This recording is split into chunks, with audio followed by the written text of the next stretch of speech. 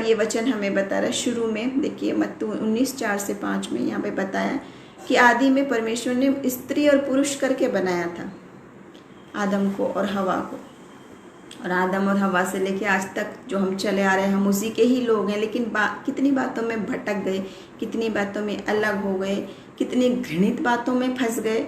भले कानून उसकी आज्ञा देता हो, भले ही आप लोग कहते हो आज का चलन है, सब करते हैं, मैं भी करता हूँ, तुम लोग चुप रहो, तुम बैकवर्ड लोग हो, तुम नैरो माइंडेड लोग हो, तुम धर्म के जाल में फंसे हुए लोग हो, आप कहते हैं।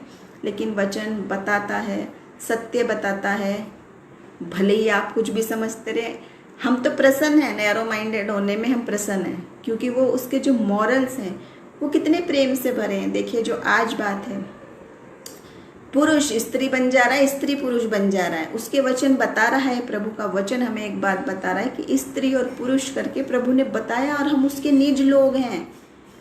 अपने लोग को, अपने चुने हुए को प्रभु ने सृष्टिकर्ता ने स्त्री बनाया और पुरुष बनाया। लेकिन आप ऑपरेशन कर करके और नया नया टेक्निक कर करके स्त्री पुरुष बनना चाह रहा है, पुरुष स्त्री बनना चाह रहा है, और आप दलीलें क्या दे रहे हो कि हम ऐसे ही बने हुए हैं, हमको ऐसे ही बनाया हुआ है, कानून भी पक्ष में बन गए हैं। दूसरी बात लिव इन रिलेशनशिप, तीसरी बात गे मैरिज, क्या कहाँ की बातें हैं ये जो प्रभु ने नहीं बनाई। आप ये सब सुन रहे हैं, आप कोई भी क्यों ना हो, भले ही प्रभु आपसे प्यार करता है, बुलाता है आपको पास। गे मैरिज वालों को मैं बताना चाहती हूँ प्रभु ने क्या बनाया है, स्त्री को पुरुष के लिए, पुरुष को स्त्री के लिए, आदम के लिए हवा, हवा के लिए आदम बनाई है। आदम के लिए दूसरा आदम नहीं बनाया था, हवा के लिए दूसरी हवा नहीं बनाई थी, ना आदम के लिए 4-5 हवा बनाई थी। वचन को ना तोड़े ना मरोड़े, ये हमारा कानून है, इसका हमने जवाब देना है परमेश्वर को।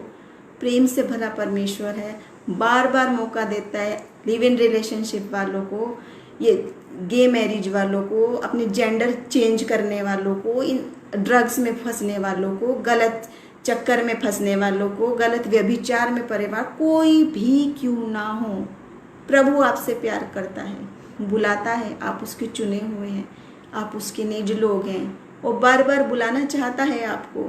अगर आप सोच रहे मैं इतना घृणित हूँ, मैं इतना पापी हूँ, मैं कैसे जाऊँ, मैं कैसे जाऊँ, तो वचन इससे भरा हुआ है। वो कहता है मैं तेरे पापों को काली घटा के समान मिटा दूंगा और लेखा भी नहीं लूंगा, इस शर्त पे कि हम उन पापों को मान लें।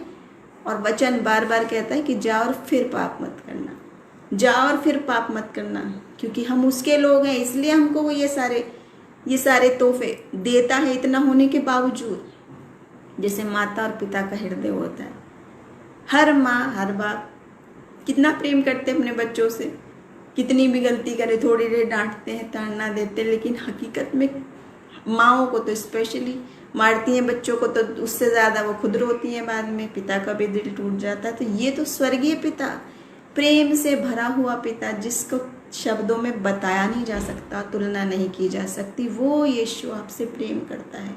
भले ही आप एडिक्टेड हो, भले ही आप दुराचारी है, भले ही आप शराबी हैं, भले ही आप जो कुछ भी हैं, प्रभु ने आपको रिजेक्ट नहीं किया, रिजेक्ट आपने प्रभु को किया है।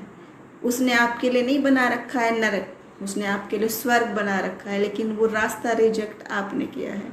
तो चुन ले उस रास्ते को, वो छोटा सा रास्ता जो जाता है स्वर्ग की ओर। और थोड़े से लोग हैं जो उधर जा रहे, बाकी तो सब इधर हो गए, जो आपको और मुझे कहते हैं नैरो माइंडेड, जो हमें कहते हैं मूर्ख। और वचन कह रहा है ये आत्मिक बातें दुनियावी लोगों के लिए मूर्खता की बातें हैं, और तुम आनंदित और मगन होना जब तुम्हारी निंदा की जाए, क्योंकि स्वर्ग में तुम्हारे लिए बड़ा प्रतिफल है। हमें मूर्ख कहें, हमें ना माने वो हमारी बात, लेकिन वचन सत्य है, सत्य ही रहेगा, उसमें कोई भी अक्षर इधर उधर करा नहीं जा सकता। और आज चौकस रहें, खास तौर से अभी रिसेंटली आप देख सकते हैं न्यूज़ में, अभी आप सर्च भी कर सकते हैं कि बाइबल भी फ़र्क बनाने लगे हैं, स्पेशली जो नेट में है सॉफ्ट कॉपीज़ वर्जन, वो बाइबल भी फ़र्क बदलने लगे हैं, कुछ आयतें गायब करने लगे हैं। सब जो बाइबल का वचन शुरू से कहता है अंत के दिनों में इन बातों से सावधान रहो, वो होने लगा है। तो आज आप और हम जो उसके लोग हैं, जिन्हें वचन बार बार कह रहा है कि ऐसा ना हो कि वो चुने हुओं को भी भ्रमित कर दें, लोग सावधान रहें, उसके हाथ के नीचे रहें। और ये सारे वरदान प्रभु आपको देना चाहता है, मुझे देना चाहता है, और मुफ्त में देना चाहता है। पहली बात सबको, और दूसरी बात मुफ्त में, कोई टैक्स नहीं।